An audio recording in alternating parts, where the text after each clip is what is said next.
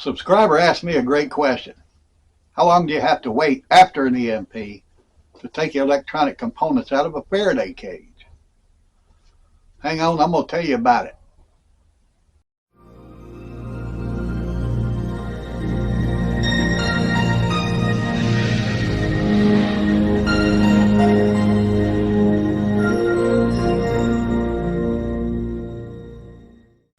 Orlando Prepper coming at you. That question that was asked in the opening was sent to me by subscriber Rich Perez. Very good question. A lot of folks aren't sure, so I'm here to kind of straighten that out for you. How long you have to wait after an EMP before you start taking components out of your Faraday cage.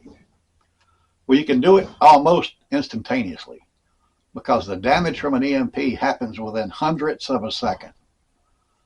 Once that's done, once that wave is done, it's dispersed, everything's pretty much safe. But the problem is you don't know if there's going to be a follow-up EMP. The next day, the next week, the next month, it's impossible to know. So the key here, I think, is redundance with your systems.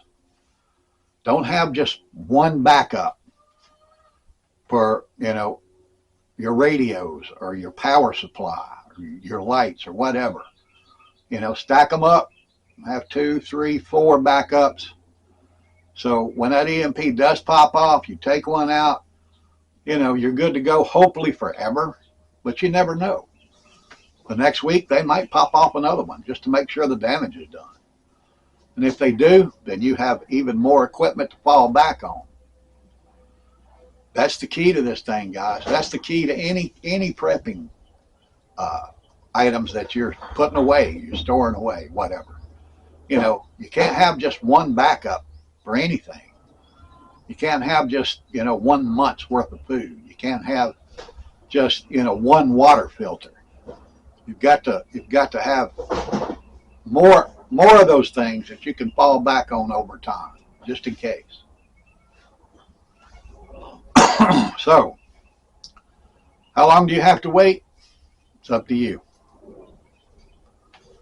Me, I'll be operating right away. But I have backups to those backups and backups to that. So that's what you need to think about when you're preparing for an EMP, folks, or a CME. Of course, it could happen naturally. But hopefully that'll help you out. If you got any questions, do like Rich did. Make a comment down below the video, or you can shoot me an email, theorlandoprepper@gmail.com. I get emails every day. Love helping folks out. That's part of what I do. So if you haven't watched the first 2 EMP videos, please go back and do that. There's a lot of great information there that'll help you out. And like I said, if you have any questions, just shoot them to me. So with that, I'm going to say stay strong, keep prepping, and pray for the United States. The Orlando Prepper is out.